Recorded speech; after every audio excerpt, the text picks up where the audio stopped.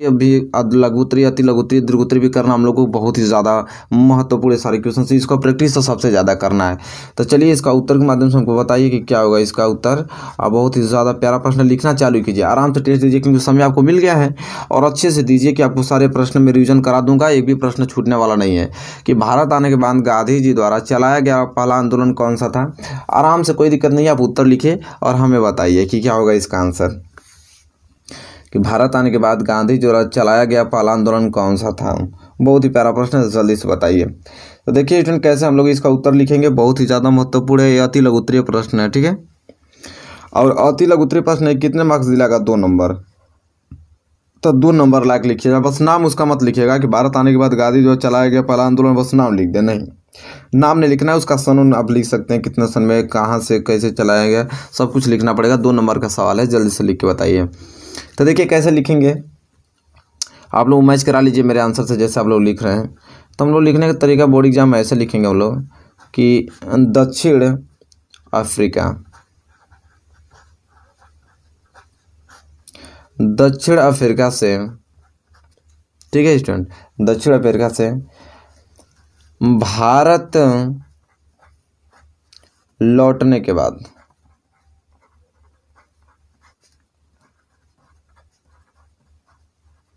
दक्षिण अफ्रीका से भारत लौटने के बाद गांधी जी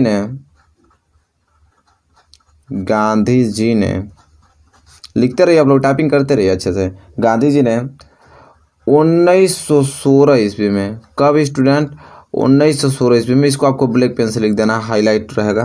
1916 ईस्वी में बिहार के चंपारण से, बिहार के, यहाँ से लिखेंगे, चंपारण से अपने पहले सत्याग्रह, आप लोग जल्दी लिखते रहिए हमारे साथ, अपने पहले सत्याग्रह आंदोलन, क्योंकि ये प्रश्न आपको याद होना बहुत ज़्यादा जरूरी है। अपने पहले सत्याग्रह आंदोलन की शुरुआत की,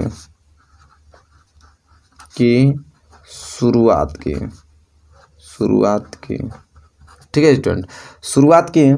इसके बाद कामा लगा के लिखेंगे यहाँ पे, यहाँ के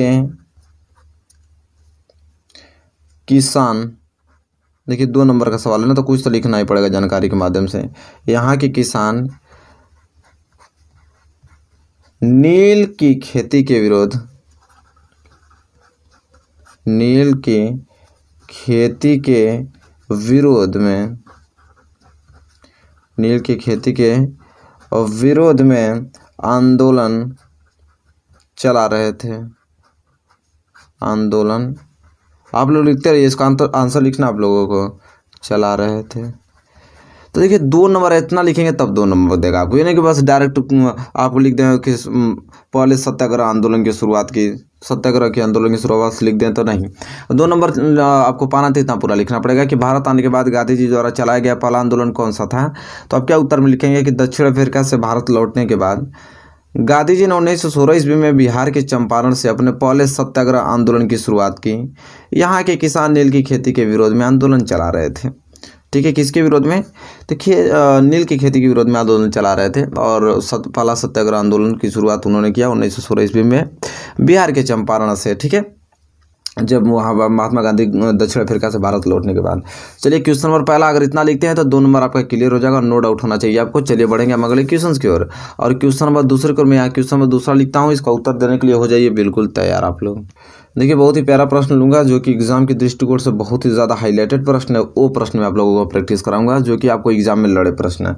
देखिए दूसरा प्रश्न का उत्तर बताइए कि संकटग्रस्त, देखिए बहुत ही ज़्यादा मोस्ट इंपोर्टेंट प्रश्न सब है। संकटग्रस्त जातियों में, जातियों से क्या अभिप्राय है, क्या अभिप्राय है। बहुत ही ज़्यादा महत्वपूर्ण ये प्रश्न है, जल्दी से इसका उत्तर बताइए क्या होगा इसका उत्तर। बहुत ही महत्वपूर्ण ये सारे प्रश्न हैं। चलिए बताइए इसका उत्तर क्या होगा कि संकटग्रस्त जातियों से क्या अभिप्राय है।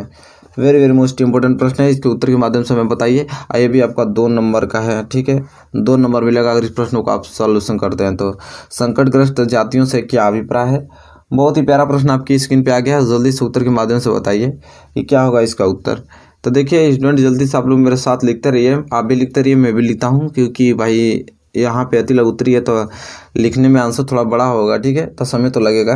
तो चलिए मैं भी लिखता हूँ, आप लोग भी आंसर लिखिए। संकटग्रस्त जातियों से क्या अभिप्राय है, तो क्या लिखेंगे हम लोग कि संकटग्रस्त, आपको भी लिखना है साथ ही साथ, मेरे जो भी आपको याद है आपको साथ ही साथ लिखना है संकटग्रस्त, क्योंकि अब एक बार लिख देता है मनुष्य तो कभी भूलता नहीं है, ठीक है। संकटग्रस्त जातियों से अभिप्राय, संकटग्रस्त जातियों से अभिप्राय, संकटग्रस्त जातियों से अभिप्राय उन जातियों से है, उन जातियों से है जिनके विलुप्त, जिनके विलुप्त होने का खतरा है, होने का खतरा है, होने का खतरा है, ठीक है। अब होने का खतरा कौन कौन भाई, कौन जातियों का होने का खतरा, तो उदाहरण कुछ बताना पड़ेगा ना आप लोगों को, तो ब्लैक पेन से लिखिएगा, अच्छा लगेगा। यहाँ ब्लैक पेन से उदाहरण देख के लिखिएगा। जैसे में आपका उदाहरण में क्या हो जाएगा, जैसे काला हिरण हुआ, ठीक है, ये भी लुप्त हो जाएंगे, काला हिरण। और यहाँ पे लिखिएगा भारतीय जंगली गधा, जो भारतीय जंगली गधा देखें आप लोग, भारतीय जंगली गधा तथा संगाई हिरण, तथा संगाई हिरण, ठीक है, तथा संगाई हिरण, जो कि कहाँ पाए जाते हैं, मणिपुर में पाए जाते हैं, ठीक है, मणिपुर में ये सब देखने को मिलेगा, ईटी से लिख सकते हैं इत्यादि। तो देखिए ये प्रश्न इस प्रकार है कि संकटग्रस्त जातियों से क्या अभिप्राय, तो आप उत्तर लिखेंगे कि संकटग्रस्त जातियों से अभिप्राय उन जातियों से है जिनके विलुप्त होने का खतरा है। उदाहरण जैसे काला हिरण हुआ, भारतीय जंगली गधा तथा संगाई हिरण हुआ यहाँ पे जो मणिपुर में है। तो ये सारी चीज़ें हैं संकटग्रस्त जातियों से अभिप्राय, आपको समझ में आ गया होगा। बहुत ही ज़्यादा महत्वपूर्ण प्रश्न है, इन सारे प्रश्नों आपको तैयार होने चाहिए किसी कीमत पे। हम बढ़ेंगे अगले क्वेश्चन की ओर, क्वेश्चन नंबर 3 की ओर। क्वेश्चन नंबर 3 का उत्तर देने के लिए हो जाइए बिल्कुल आप लोग तैयार। चलिए क्वेश्चन नंबर 3 उठाता हूँ। देखिए एक जो तीसरा क्वेश्चन है वो बहुत ही ज़्यादा छोटा क्वेश्चन है, लेकिन इसी सभी अंतर्गत आता है, मतलब जितना ये मोस्ट इंपॉर्टेंट है उतना वो भी मोस्ट इंपॉर्टेंट है, ठीक है। लेकिन वो भी ये 2 नंबर मिलेगा, ऐसी बात थोड़ी है, 2 नंबर उसका भी है, लेकिन बस छोटा है। अब क्या छोटा है, चलिए मैं लिखता हूँ यहाँ पे। तो चलिए इसका आंसर बताइएगा आप लोग। देखने में छोटा लगे घाव करे गंभीर वाला कहावत सुने हैं, यही क्वेश्चन का रोल है कि भारतीय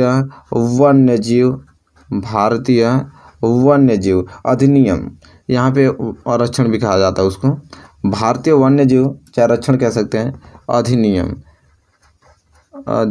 देखिए बहुत ही मोस्ट इम्पोर्टेंट, बहुत बार देखें इस प्रश्न को पूछा गया। अधिनियम किस वर्ष लागू किया गया, किस वर्ष लागू किया गया। तो देखिए बहुत ही छोटा, बस सन बताएंगे 2 नंबर मिल जाएगा। तो भाई इसमें क्या रखा है, 2 नंबर हमको तो चाहिए ना किसी कीमत पे। तो जल्दी से उत्तर बता दीजिए इसका, 2 नंबर ले लीजिए। 2 नंबर का सवाल यहाँ पे है कि भारतीय वन्यजीव रक्षण अधिनियम किस वर्ष लागू किया गया, 2 नंबर आपको मिल जाएगा। तो ये क्वेश्चन बहुत ही ज़्यादा मोस्ट इंपॉर्टेंट है, तो इसको भाई टेस्ट लेना जरूरी है, मतलब समझ रहे, इसको याद होना बहुत आपको जरूरी है। 2 नंबर का सवाल है, जल्दी से बताइए आप लोग कि भारतीय वन्यजीव रक्षण अधिनियम किस वर्ष लागू किया गया। तो चलिए उत्तर के माध्यम से आप लोग बता दिए होंगे, इसका उत्तर भाई आप लोग पढ़े लिखे हैं, ठीक है। तो जल्दी से बताइए, मैं भी इसका बता देता हूँ। तो वर्ष 1972 में, वर्ष 1972 में भारतीय वन्यजीव रक्षण अधिनियम लागू किया गया। तब देखिए यहाँ पे बस इतना लिखने पे आपको 2 नंबर मिल गया। कितना, इतना लिखने पे आपको 2 नंबर पक्का हो गया स्टूडेंट, ठीक है। चलिए तब 2 नंबर मिल गया, तो हम बढ़ेंगे अगले क्वेश्चन की ओर, क्वेश्चन नंबर 4 की, और उसको लिखते हैं, उसका आंसर बताने की कोशिश कीजिएगा। चलिए मेरे प्यारे विद्यार्थी, क्वेश्चन नंबर 4 लिखता हूँ, बहुत ही ज़्यादा महत्वपूर्ण प्रश्न है, उसका उत्तर बताइएगा आप लोग। यहाँ पे लिख देता हूँ क्वेश्चन नंबर 4, इसका आंसर आप लोग बताइएगा। इसका जो है प्रश्न है, ये कहता है कि धात्विक, ठीक है, क्या कहता है कि धात्विक खनिज किसे कहते हैं। देखिए बहुत ही ज़्यादा मोस्ट इंपॉर्टेंट सारे प्रश्न बता रहा हूँ आप लोगों को। ये सारे प्रश्न अगर आपको याद हो गए तो समझ लीजिए कि काम तो बन गया बहुत ही अच्छे तरीके से हम लोगों का। धात्विक खनिज सॉरी यहाँ पे क्वेश्चन होगा, धात्विक खनिज किसे कहते हैं? धात्विक खनिज किसे कहते हैं? ऐसे यहाँ लिखा जाएगा, ऐसे दो खनिजों के नाम बताइए। ऐसे दो यहाँ पे लिखा जाए खनिजों के नाम लिखिए, ऐसे दो खनिजों के नाम लिखिए। देखिए बहुत ही ज़्यादा मोस्ट इंपोर्टेंट सब प्रश्न है स्टूडेंट, ठीक है। ये सारे प्रश्न अगर आपको याद हो गए तो समझ लीजिए कि बहुत ही ज़्यादा अच्छा मार्क्स ला पाएंगे, बहुत ही ज़्यादा। इसकी गणना नहीं कर सकता, 90% कोई चांसेस नहीं, बहुत ही अच्छे तरीके से ला सकते हैं, ठीक है। क्योंकि ये प्रश्न देखिए वैसे प्रश्न हैं जो कि हम लोग प्रैक्टिस कर रहे हैं टेस्ट के माध्यम से, वो सभी 2021 बोर्ड एग्जाम में आएंगे। तो धात्विक खनिज किसे कहते हैं? ऐसे दो खनिजों के नाम लिखिए। तो जल्दी से स्टूडेंट उत्तर के माध्यम से हमें बता दीजिए आप कि धात्विक खनिज किसे कहते हैं, और कह रहे हैं कि ऐसे दो खनिजों के नाम लिखना है, वही आप हमको बता दीजिए। चलिए मेरे साथ लिखने की कोशिश कीजिएगा, ठीक है। समय नहीं है हमारे पास, बहुत सारे क्वेश्चन करने हैं हम लोगों को, तो मेरे साथ लिखना है आप लोगों को। टेस्ट है ना आप लोगों का, तो जरूर लिखना। एक बार लिख देंगे तो कभी नहीं भूलेंगे। तो देखिए आप लोग क्या लिखेंगे कि धात्विक खनिज किसे कहते हैं, ऐसे दो खनिजों के नाम लिखना है। तो हम लोग लिखेंगे यहाँ पे कि जिन खनिजों से, आराम से पढ़ना हम लोगों को, कोई दिक्कत नहीं है, अभी हम लोग पास समय है। जिन खनिजों से धातु प्राप्त होती है, जिन खनिजों से धातु प्राप्त होती है, जिन खनिजों से धातु प्राप्त होती है, जिनमें चमक होती है, जिनमें चमक होती है, ठीक है स्टूडेंट, जिनमें चमक होती है, तथा जिनको, देखिए यहाँ पे लिखना पड़ेगा, तथा जिनको कूट पीट कर, क्या कर कर स्टूडेंट? कूट पीट कर चादरों के रूप, यहाँ पे लिखना पड़ेगा, चादरों के रूप में ढाला जा सकता है, चादरों के रूप में ढाला जा सकता है, चादरों के रूप में ढाला जा सकता है। और तारों के रूप में, और तारों के रूप में खींचा जा सकता है, खींचा जा सकता है। और तारों के रूप में क्या कर सकता है स्टूडेंट? खींचा जा सकता है, खींचा जा सकता है। धात्विक खनिज कहलाता है। देखिए 2 नंबर का सवाल है तो इतना बड़ा तो लिखना ही पड़ेगा, किसी कीमत पे लिखना पड़ेगा। ये सारी ऐसी चीज़ें हैं, धात्विक खनिज कहलाते हैं। क्या कहलाते हैं स्टूडेंट? धात्विक खनिज कहलाते हैं, ठीक है। अब ब्लैक पेन आपके पास होगी तो खूब अच्छे से आप हेडिंग डाल लीजिएगा जैसे में, और जैसे में उन ब्लैक पेन से लिख लीजिएगा। जैसे में आपका लोहा हुआ, ठीक है स्टूडेंट, सोना हुआ, चांदी हुआ आदि, ये सारी चीज़ें ईटी से लिख सकते हैं। तो देखिए यहाँ पे क्वेश्चन हमसे क्या पूछा था कि धात्विक खनिज किसे कहते हैं, ऐसे दो खनिजों के नाम लिखिए। तो हमने लिखा यहाँ पे कि जिन खनिजों से धातु प्राप्त होती है, जिनमें चमक होती है, तथा जिनको कूट पीट कर हम क्या कर सकते हैं? चादरों के रूप में ढाल सकते हैं उसको, और तारों के रूप में खींचा जा सकता है, धात्विक खनिज कहलाते हैं। तो देखिए जिसमें सोना हुआ ना, ये धात्विक खनिज, इसको कूट पीट के किसी रूप में हम चादरों के रूप में आकार बना सकते हैं, धागे के रूप में बना सकते हैं स्टूडेंट, ठीक है। तारों के रूप में खींच सकते हैं इनको। तो ये सोना चांदी जो है सभी धात्विक खनिज हैं। तब आपको, हमको लगता है कि आपको मालूम हो गया होगा अच्छी तरीके से कि धात्विक खनिज किसे कहते हैं, नो डाउट आपको होना चाहिए इसमें। और यहाँ पे क्वेश्चन नंबर 4 जो है बहुत अच्छी तरीके से क्लियर होता है। इसी के साथ हम बढ़ेंगे अगले क्वेश्चन की ओर, और क्वेश्चन नंबर यहाँ पे कौन? 5वें की ओर, और इसका आंसर देने के लिए हो जाइएगा बिल्कुल तैयार, क्योंकि ये क्वेश्चन बहुत ही ज़्यादा महत्वपूर्ण प्रश्न होंगे। क्वेश्चन नंबर 5वां, और इसका उत्तर दीजिएगा बहुत अच्छे तरीके से। अब ये क्वेश्चन नंबर 5वां, अब देखिए क्वेश्चन नंबर 5वां क्या करा है यहाँ पे। तो क्वेश्चन नंबर 5वां आपको जो बहुत ही ज़्यादा पॉपुलर अगली बार भी पूछा गया था कि भारत के 2 आणविक ऊर्जा क्षेत्र, भारत के 2 आणविक ऊर्जा केंद्रों के नाम, ऊर्जा केंद्रों के नाम लिखिए। चलिए मेरे प्यारे विद्यार्थियों जल्दी से बताइए, क्योंकि क्वेश्चन 2020 में भी क्वेश्चन पूछा गया था, मोस्ट इंपोर्टेंट है, ठीक है। बहुत ही प्यारा प्रश्न है कि भारत के 2 आणविक ऊर्जा केंद्रों के नाम लिखिए। और देखिए इस प्रश्न को इस प्रकार भी पूछ लेता है, देखिए इस प्रकार भी पूछ लेगा आपसे कि भारत के, देखिए 2 तरीके से पूछा, दोनों तरीके बता दूं मैं। भारत के परमाणु संयंत्र, ठीक है, परमाणु संयंत्रों के नाम पूछा। आप लोग उत्तर देते रहिए, समझ रहे हैं, मैं लिख रहा हूँ, जल्दी उत्तर दीजिए। भारत के परमाणु संयंत्रों के यहाँ पे नाम बताइए। तो जल्दी से हो जाइए बिल्कुल तैयार उत्तर देने के लिए मेरे प्यारे विद्यार्थियों। आज जल्दी से उत्तर के माध्यम से इसका बताइए क्या होगा। भारत के 2 आणविक ऊर्जा केंद्रों के नाम लिखना था। जल्दी से फास्ट कमेंट के माध्यम से हमें बताइए क्या होगा इसका आंसर, कि भारत के 2 आणविक ऊर्जा केंद्रों के नाम या तो भारत के परमाणु संयंत्रों के नाम लिखना है। जल्दी से बताइए। चलिए आप लोग लिख लिए होंगे, मैं भी बता देता हूँ आप लोगों को। तो कैसे लिखना है इसको, तो हम लोग लिखेंगे यहाँ पे कि भारत के प्रमुख परमाणु संयंत्रों में, भारत के प्रमुख परमाणु संयंत्रों में आपको लिखना है। ठीक है, एक बार टाइपिंग करना है। एक बार टाइपिंग करने का मतलब ये चीज़ हो कि आपके दिमाग में बैठ जाएगा। तो भारत के प्रमुख परमाणु संयंत्रों में, ठीक है। अब यहाँ पे लिखते हैं नाम। पहला काकरापारा, देखिए बड़ा अजीब नाम है, काकरापारा, जो कि कहाँ पे भाई, गुजरात में, जो कि कहाँ पे है, गुजरात में स्टूडेंट। ठीक है, फिर कामा तारापुर, कहाँ पे, तारापुर, ये भी है आपका आणविक ऊर्जा केंद्र तारापुर, जो कि कहाँ पड़ता है, महाराष्ट्र में पड़ता है। कहाँ पे, महाराष्ट्र में पड़ता है। इसके बाद और लिखा जाए तो रावत भाटा, अब ये लिखेंगे हम यहाँ पे रावत भाटा। अब यहाँ कहाँ पड़ता है, ये तो राजस्थान में पड़ता है। कहाँ पे, राजस्थान में पड़ता है। ठीक है स्टूडेंट। कामा देखिए लिखा जाए तो नरौरा, ये बहुत ही मोस्ट इम्पोर्टेंट है, नरौरा। अब ये नरौरा कहाँ पे, सभी लोग को मालूम है, उत्तर प्रदेश में पड़ता है ये। ठीक है, नरौरा। इसके बाद एक होता है कैंगा, क्या स्टूडेंट, कैंगा, ये कि कर्नाटक में है। ठीक है, कर्नाटक में स्टूडेंट, कर्नाटक में। अब देखिए आगे स्टूडेंट आपको क्या लिखना है यहाँ पे, कर्नाटक बाद एक और है, लास्ट है कलपक्कम। ठीक है स्टूडेंट, कलपक्कम। अब एक कलपक्कम तमिलनाडु है, 2 नंबर का ना, तो कुछ लिखना पड़ेगा ज़्यादा आप लोगों को। तमिलनाडु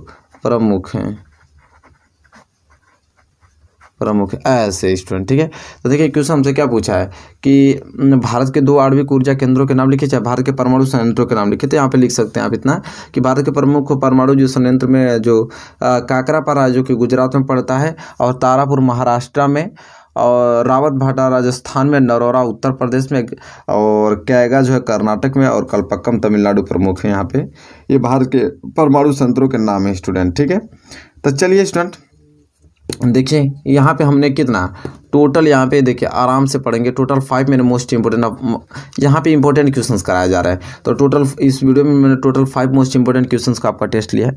बहुत ही ज़रूरी है, आपको रोज रेगुलर टेस्ट रहेगा तो हमको लगता है 20 5 100 क्वेश्चंस भी आप तैयार कर लेंगे तो बहुत ही ज़्यादा मोस्ट इंपोर्टेंट सारे 100 क्वेश्चंस। और 2000 बोर्ड एग्जाम में आप लोगों को किसी के अंतर्गत आएगा, बाहर नहीं जाएगा एक भी क्वेश्चन।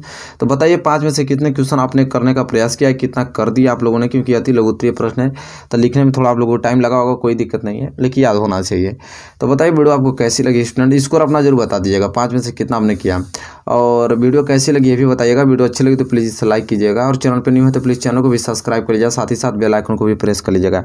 ऐसे ही आप लोगों को प्रैक्टिस करनी है आप लोगों को जब तक एग्जाम का डेट ना आ जाए, और अच्छी तरीके से प्रैक्टिस बनाए रखना है कि ताकि अगर डेट भी आ जाए तो हम लोगों को कोई दिक्कत नहीं है, हम लोग अच्छे तरीके से एग्जाम को क्या कर सकते हैं, क्वालिफाइड कर सकते हैं। चलिए प्यारे मेरे विद्यार्थियों, मिलेंगे आपसे नेक्स्ट वीडियो में, तब तक के लिए दोस्तों धन्यवाद। आप लोग मेरे चैनल से जुड़ के अच्छे तरीके से तैयारी करते रहिए।